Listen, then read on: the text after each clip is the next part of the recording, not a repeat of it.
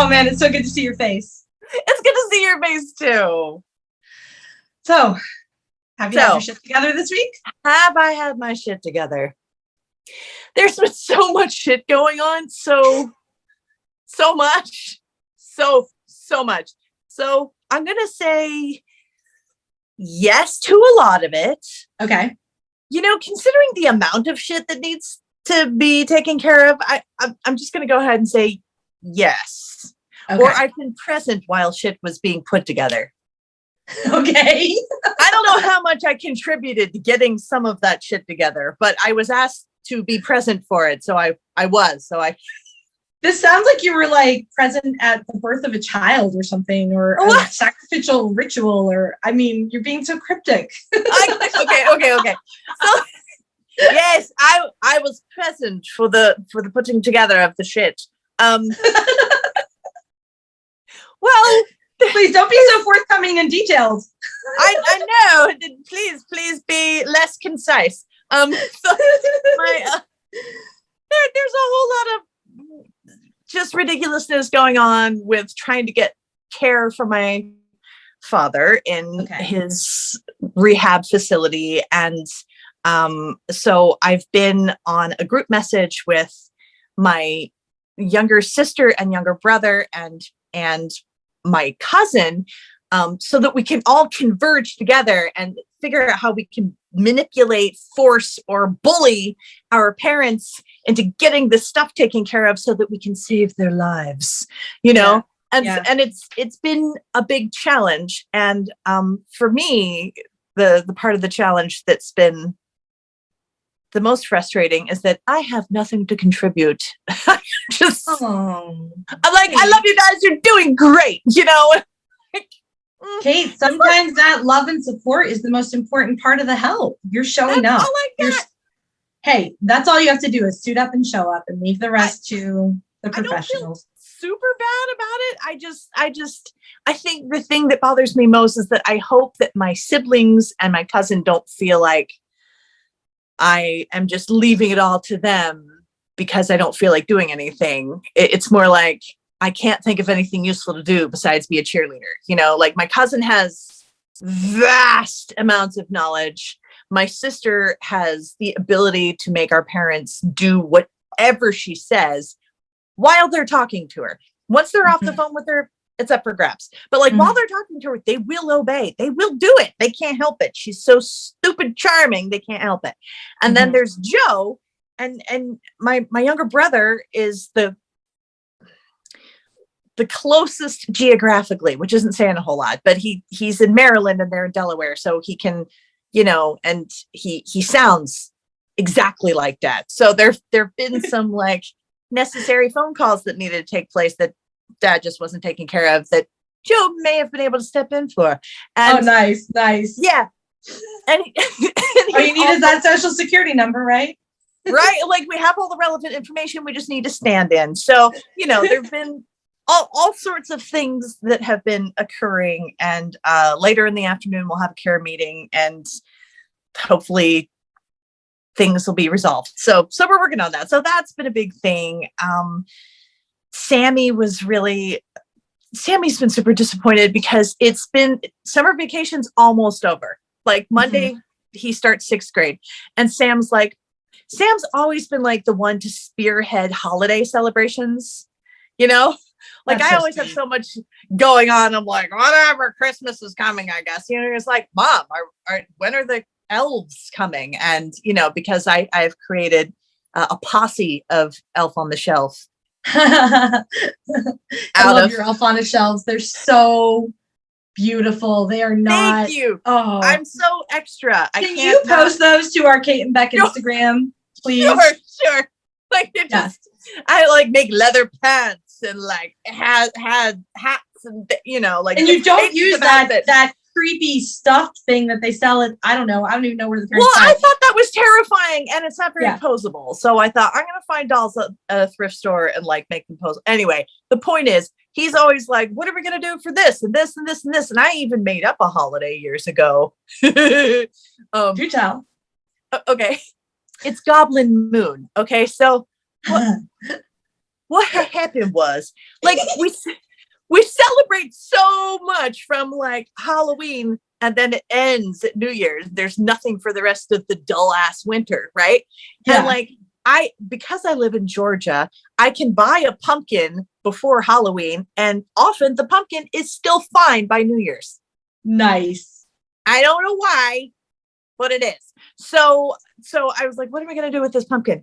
I need a new holiday. So I told my children that the week of to give me some more room, the week of the first full moon in January is the New Year's of goblins. Now, oh my gosh, this is so freaking cool, Kate. This is how all holidays originated anyway. So it's no less than any other holiday. Right? So that's why I feel no shame. I mean, not that I ever feel shame, but like, that's especially a good reason not to. But like, so, and I explained that, like, you know, obviously I've sprayed the boundaries of our yard so that no monsters can get in, like any good parent does, you know, and I being a witch, make my own monster spray. I don't need to buy it at the store. That's why he never sees any containers. I created myself, and I performed the ritual. Now he may see monsters pass by on the street outside our home, but our yard smells too bad for them to come in, and they never will, because they're very sensitive to that sort of thing. So what smell do monsters hate? Have you ever been asked that question? He hasn't asked me, so I haven't had to come up with that yet. Okay. But I think I would just pop in a word like Amaryllis, of course. I mean, all magical creatures hate that smell. I just pulled that out of my butt. So I would want to. So fantastic. He would never research, but I would totally research it. Like, I would, in fact, I was just for no reason at all researching the symbolism of flowers in Shakespeare plays yesterday for no reason, because I want to, because English major. So, and Kate and ADHD, but anyway. So obviously goblins would normally get near us to celebrate on the full moon, but goblins, okay, so there's Rote Mill Park where I took you. Now I took you on the wild side of the river, and the other side of the river has a paved path that I didn't take you on, and that paved path has like these sewer things that are like 3 feet high, 4 feet high, with like a sewer lid on it. So when he was little, I told him those were goblin portals. And oh my god, that is so freaking great. Yeah, they're cool. And like, goblins love things to be dirty and gross and stinky and smelly. And so that's why they smell, right? So and they're allergic to sunlight, right? So they don't come out. But during the full moon, they can see better because there's more light. And there's like a special convergence of astronomy or whatever that allows them to feel more comfortable topside. So they'll come out and they'll celebrate and they'll make big messes, and that's, you know, be goblins.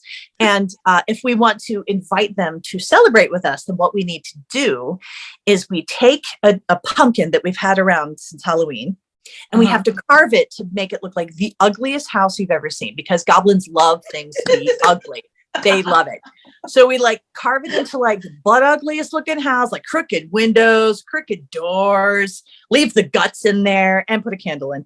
And we have to make them treats, and they have to be the ugliest cookies you've ever seen in your life. Like, that must be green. So much fun. It's so much fun. We've had so much fun. So we leave that out in the yard, because that is like, and I make sure that I haven't sprayed for about a month, and they'll come. Now, if they approve of the treats, they'll eat the treats, and they will leave the detritus of their party, like tinfoil swords and tinfoil, like weird masks and whatever.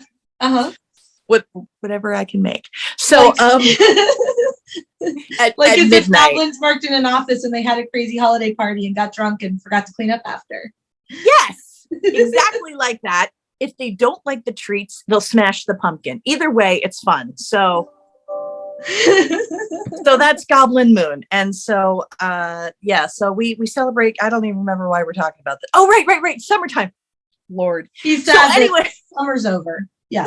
He's like, we haven't gone on any adventures. We didn't go anywhere. We didn't take any trips. And I'm like, yeah, because I've been poor, because I've been recovering from being disemboweled. So yeah. So I was like, okay, well, and dog camp, you set up camp for him, but he just kind of didn't vibe with it that he well. went for a solid 4.5 days ish. He gave it a really good try. He gave it a good try. He gave it the old college try, whatever that's supposed to mean. But he, he wanted to go on an adventure, and I was like, okay, well, we won't have time or resources to do it during this vacation, but what would you most want to do? Would you want to go see family? Would you want to go someplace we've never been? Or would you want to go to like some cool house in the woods, or what really appeals to you most? Because Isaac and I are pretty indifferent, and Isaac has a job, so he might consider not even coming anyway. So, right.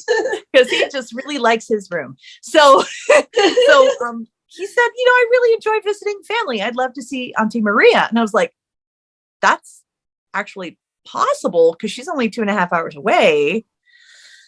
So I texted her, and she is great with child, her third child. And she hadn't told me because she thought I had enough to worry about, but she's been having like heart trouble. Oh no. Yeah. Like, and the first couple medical professionals they saw were like, it's fine to pass out once in a while because your heart rate's too high. It's fine. Oh my goodness. I feel like it's not fine. Feels like not fine to me or to any of us in the family. And so, like, fortunately, her mother-in-law is right down the street, and a boss and a nurse, and a bossy nurse. Like, she's a nurse. You know what I mean? Mm-hmm. Yeah, it's your mom. And nurse. Right. And so, her mom, my former mom-in-law, has been able to go and stay for a few days. And she said, well, it would be, mom's leaving Monday morning. So yeah, Monday and Tuesday would be a great day for you to visit, and mom will be back Wednesday. Not that I don't want to see mom. I don't want to overwhelm Maria. She also has two. Right. She has two little children, I think 7 and 4. And these children, I don't know how they were born to Maria. They're the sort of children you would expect to be born to me. Like elements of chaos, tornadoes in child form, and like willful and loud and wow. The little cute pixie female Willow. Or like, I think when I visited maybe last summer, and they have a pool, and she's like, what bathing suit are you going to wear? And I was like, well, I have one that looks like stars and one that's rainbow tie-dyed. She slapped me with a towel. Wear the tie-dye one. I was like, okay. Oh my gosh, I love her, and I don't even know her. I would love them both. They're just so wild and willful and very neurodivergent, and like, so they're up my alley, and I get it, and I find them delightful, but they will also wear you the heck out. So like, they're adorable. So so Sammy and I went there and spent time with cousins and with Maria, and she has a husband too, but he's working and stuff, and she can only do so much before her heart rate gets up too high. And mother-in-law came over to be with the kids while I went with her to her OBGYN appointment, and that was super fun because I got to see baby Hazel. Aww, it was so cute. And I got to, like, it's just, we have a special relationship. Maria and I have a special relationship. And so it was really lovely to just spend time with her. And then she's like, let's go get sushi. And I'm like, yeah. So, we had like sister times. Isn't it great that you have a son that demands celebrations, because you would have missed that whole opportunity without him? I would definitely not have put as much enthusiasm into it sometimes, because certain holidays, you miss your family, or you miss your friends, or you miss the different practices that you used to have. And sometimes you're just worn out. And, if it wasn't for Sam, I probably would not have put as much energy into what I do. And because of Sam, I do, like, I put a lot of thought into like the shenanigans the elves get into. And I love that kid. I put a lot of thought into decorating, because anything I do is not enough. He wants more. He's like, more. Yeah. Why do we not have a stuffed snowman somewhere? I'm like, because it doesn't snow in Georgia. Sure. Okay. I'll find you a snowman. Like, Mom, more lights. okay, because like you might say no to more. Come on, more stuff. Oh. So anyway, yeah. So it's been a very busy week, and that's not even like a third of it. But in conclusion, I feel I have had a great deal of shit together and been present for the getting together of much shit. How about you, Becca? Have you had your shit together? I love that you have two information flow settings. It's like your faucet that allows information out of your head either gives you one drip of information or a flood of information. I love that so much. I really only have those two settings. I can be silent with my mouth and not my face. You're like, or everything comes you're out. like either, yes, I had my shit together. The end. Love, Kate. Or here is my anthology of detailed stories about how I had my shit together and all the historical context that you need to appreciate how awesome I am that I had my shit together. The end. Love, Kate. The end. Love, Kate. I'm like, and I get embarrassed near the end, so I'm just, I'm not gonna drag it out. Just like the end. Love, Kate. Bye. Okay, so I feel so good about my shit today, and it's not that I have my shit together all week, but instead of tell us about your shit, the fact that my week started out a little rocky, I don't know, I subscribe to this online magazine called Attitude with the ADHD is the first part of the word attitude. And it's got these little bite-sized articles and it's always like listicles and it's really easy to read. And when I happen to see a title I like and I click on it and read it, I always get something good out of it. So this week I got two good things out of it. Number one, ADHD brain focusing productivity playlists on Spotify. There were like 10 of them. Nice. Send them. Okay, will do. And I used them for many different things this week, including getting an entire week's worth of work on my newsletter done in 4 hours, as my ADHD superpower allows me to do. And like we do. Yes. And then the other thing is they had an article about productivity apps that actually work for people with ADHD. And I downloaded one. It's called Fabulous. And I don't know if I told you that I've been doing Noom for 2 years and not really doing it and paying a ton of money for it. And I think you did mention it. Yeah. And knowing that the science and psychology behind it is exactly what I need, but feeling like I wish there was an ADHD version of Noom that I could do because the regular neurotypical Noom is just so boring. And I just keep not doing it and then beating myself up for not doing it and not wanting to give up on myself because I totally believe the psychological concept that if you believe you can do it, you can. And if you believe you'll fail, you will fail. So I'm trying to believe that I'll succeed at Noom. And I keep, okay, blah, blah, blah, boring blah, stuff. Blah, blah. I found this app called Fabulous through this magazine, and it is fabulous. I've only been doing it for 2 days, but it is so fun. I think you would love it. I don't know if you need it, but it's just a habit building app. It's not even weight loss. You could go on there to get good habits with anything. They have 15 different categories that you could say you're interested in, what your primary habit building focus should be. I didn't even pick weight loss. I picked ADHD.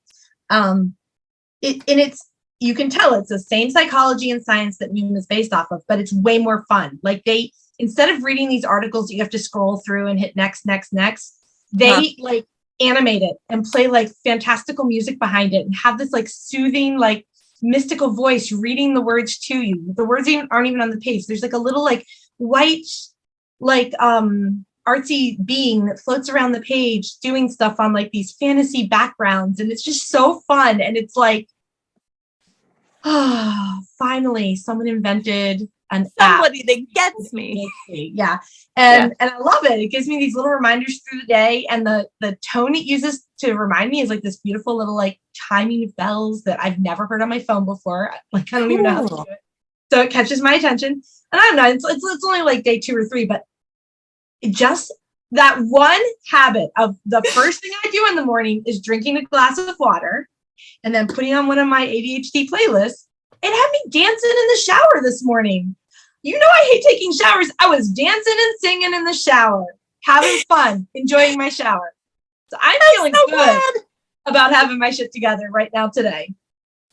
So with that being well done, Kate, I am so excited to introduce our next guest to you because number one, we had a guest cancel at the last minute today. And I just texted this person and said, are you busy? Can you hop on the podcast? And she said, yes. So already she's a superhero for us. She's totally saving us. And number two, she is my beloved, wonderful church mom who I am so excited for you all to meet. I want to be her when I grow up. Please meet my wonderful dear friend, Cindy. Cindy, welcome to Do You Have Your Shit Together? Welcome, Cindy. It's a pleasure to meet the people I have listened to before. It's a treat. Thank you. Oh, I'm so glad you're with us, Cindy. This is so fun. I really look up to you, and I can't wait to hear what you have to tell me about what it means to have your shit together. But first, can I ask you, did you have your shit together this week? Partially. Well I will done. claim partially. The part that worked well. The part that didn't work was very humbling. And that was, I got my dog one of those games that you hide treats and your very intelligent dog occupies himself playing with the toy and finding out how to release the treats. And it was very clear that I was not together because I couldn't figure out how to load the thing. Oh no. That was so humbling. And I read the directions. I looked at the object. I turned it around to make sure that I had it oriented in the correct direction, and I still couldn't load the treats that my dog was supposed to be able to open up and consume. So it was sort of like, are you smarter than a human fifth grader? proof. But instead of are you smarter than a fifth grader, it was are you smarter than a dog? And you felt like the dog was telling you, no, you're not and smarter. the answer is no, absolutely not. Okay, but Cindy, Yeah. dogs are very smart. What kind of dog was this? She's 12 years old. Her name is Dolly. She's a rescue pup, and I've had her since she was about 8 weeks old. So the truth she's a is human in dog form. she has invested a lot of time in training me. Okay. Okay, number one, back to my point. Dogs are very smart. They can smell drugs. They can smell illness. They can smell emotions, and they know what to do about it. They can learn how to help people who are having seizures. Or, I mean, our guest today has a dog who can tell him when his blood sugar's low and bring him food to eat before he goes into a coma. So, Wow. I don't think it's that bad that you couldn't figure out a dog thing. I kind of think dogs are smarter than humans. So just shake that off. You're fine. Number one. Number two, Kate. Dolly is so well behaved. I have been to Cindy's house and I didn't even know she had a dog. That's how well behaved.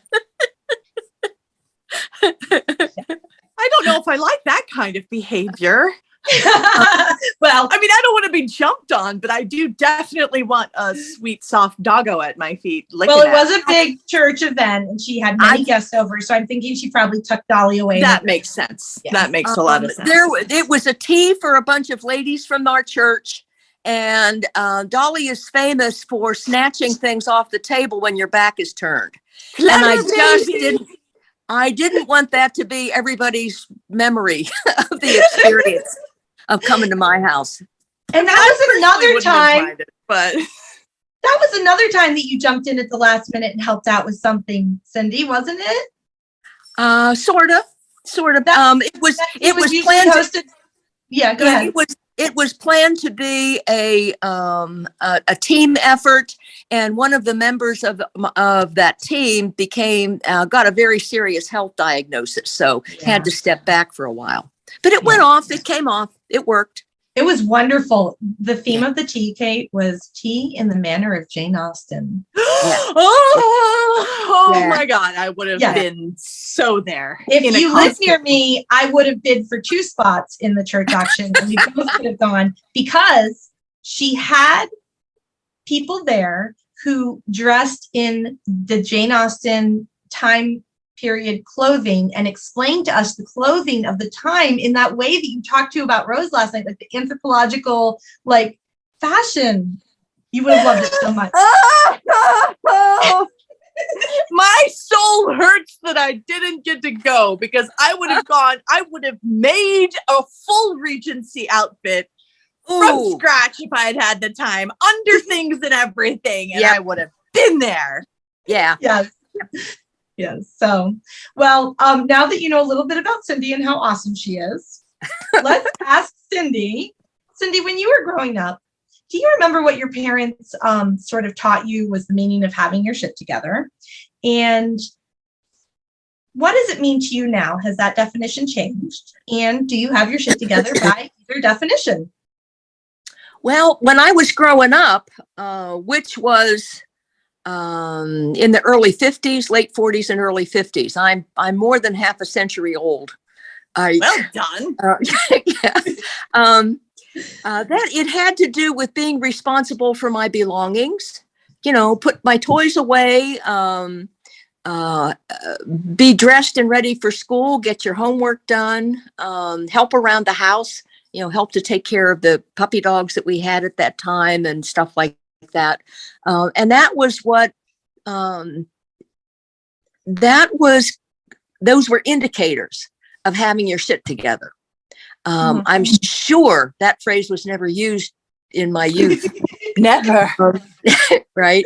And having come through my 20s, 30s, 40s, 50s, and a little bit more, I've refined what that means. I've changed from being overly concerned with external indicators and started incorporating the inner me into having my shit together. Excuse me. Delightful. So what does that look like though, Cindy? Well, what does that look like? It sounds very freeing. It actually was. And yeah. I gave myself permission to quit carrying crap around in my head. And I started using tablets to write down not just what I hoped to accomplish that day or that. Actually, as I got older, I quit doing the day and I started doing the week.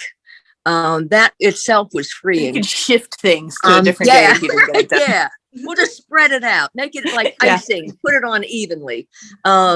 So I started changing the timeline that I held myself to. That's one thing that showed up. I started, when I made that list, I would make priorities. And if I got 1 and 2 done, I declared victory, turned the page, started another week, Huzzah! Yeah, it was, it gave me a sense of having a grip on what I needed to do in my universe. It stopped them from spinning around in my head and allowed me to pick the one that was the most important, either to my external self, like be sure to pay the rent, or my internal self.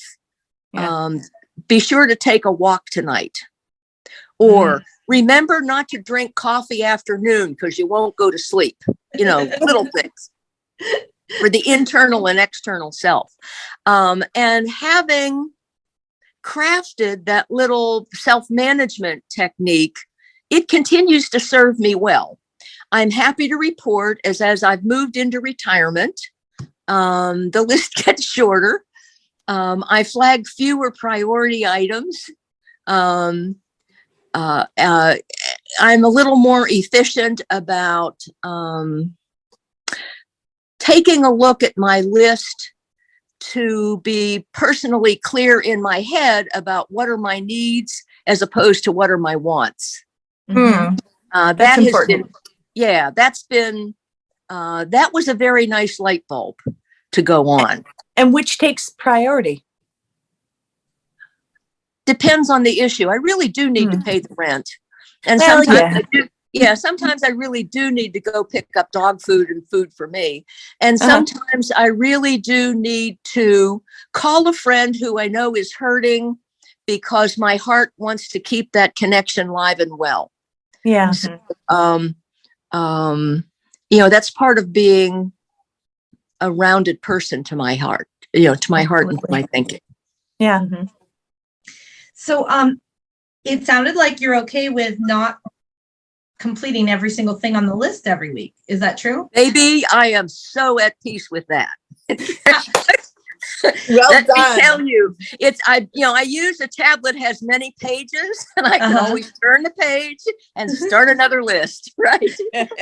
Have you always been like that? No. Oh gosh, no. Uh-uh.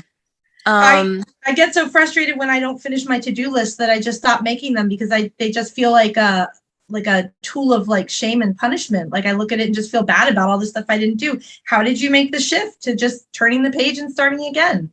One of the things was doing them weekly as opposed to daily. Okay.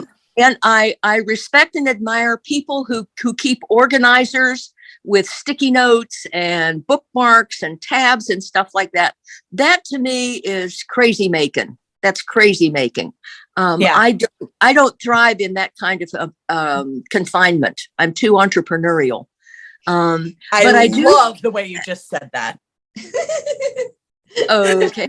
I gather there's a kindred spirit out there. Yes. Yes. We cannot be confined. We're too entrepreneurial. I really am. I really am. Yes. And that's part of the arena in which Becca and I have our most fun, being creative and entrepreneurial. And let's make up something to do this. We need to do this. Let's make up something. It's great fun. Yes. The only way I do things. When Cindy and I are on the phone planning something, it's kind of, I don't know if anybody else would be able to keep up with our brains and our conversation. You probably could, Kate. Agreed. Yes. Agreed. You should come play with us sometime. Okay. I would love to. Kate, if you are, the next time you come north, you must meet Cindy. You must visit. We'll go to tea. We'll go to tea. Yes, we will. We'll go to where? Tea. Cindy will take you to tea. And yes, please, darling. By all means, let's have tea. Yeah, bring your gloves and your hat. Yes. I will. I have so many hats.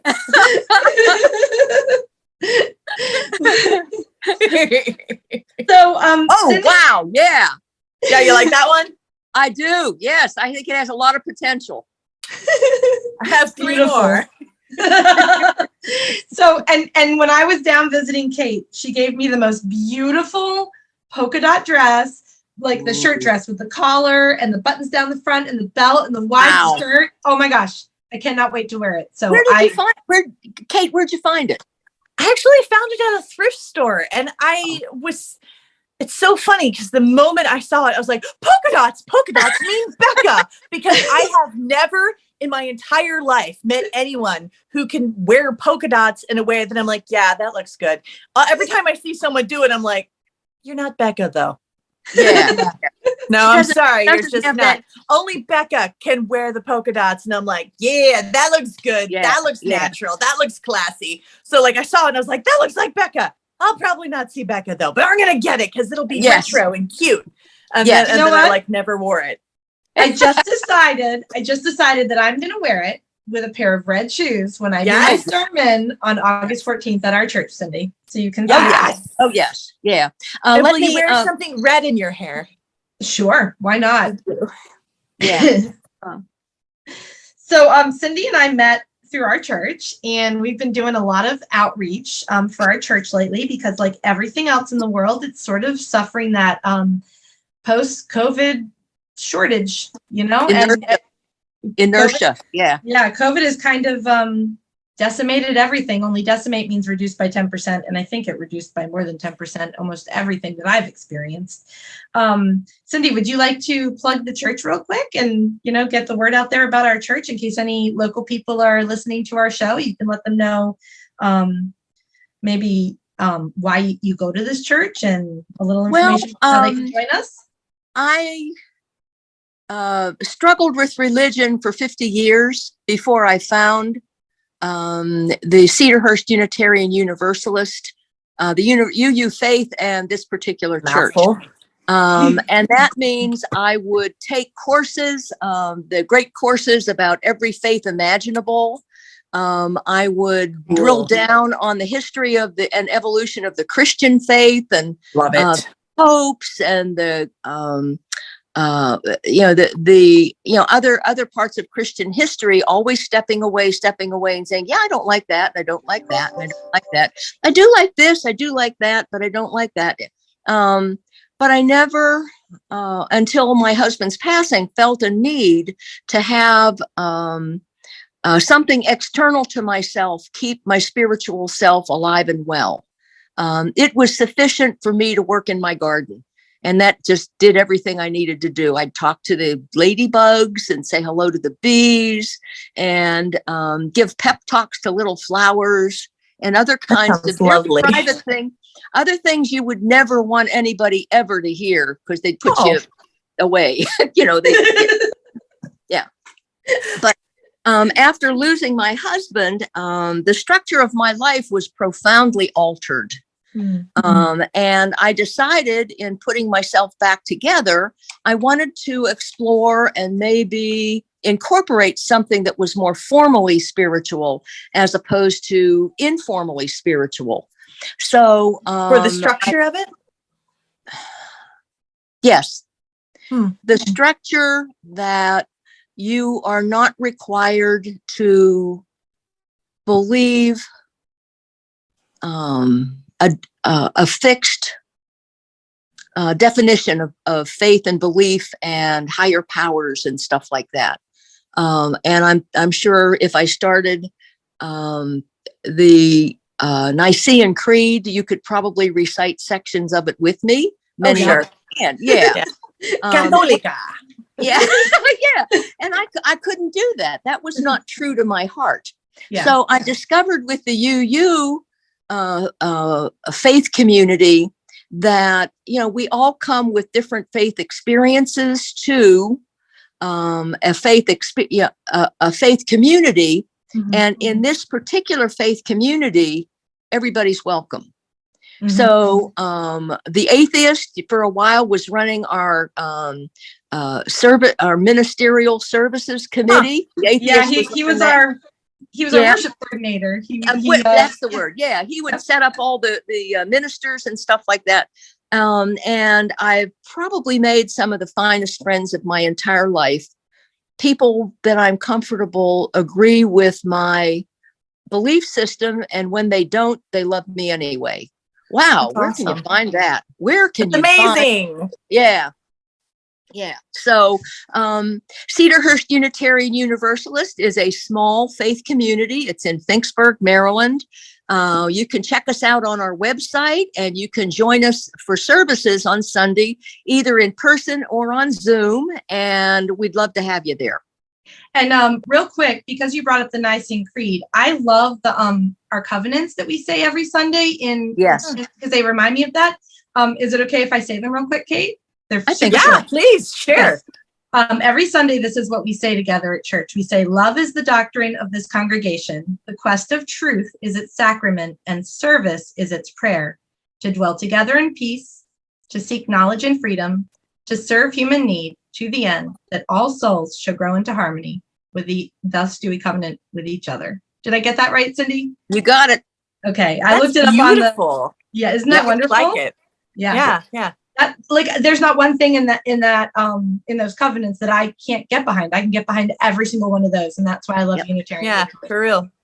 Yeah. Well, Cindy, I know that you have to hop off. Thank you so much for jumping in at the last minute and helping us out as our guest today. I just love you so much, and I knew Kate would too. And back at it immediately. Pardon me? I love you immediately. Yes. Okay. Yes. I want to see what the artwork is. I'm dying to see what you come up with for the artwork. Yes, you have to now, Kate. You have to either from your imagination, just from her voice, or I'll send you a picture if you really would like that. No, I'll do it straight from my imagination. All right, awesome. Okay. And until next week. Okay, have a glorious Keep your shit together. Keep your shit together. Have a glorious, make a list. Right? Make a list. Oh, I will. I always make lists. Have a glorious day.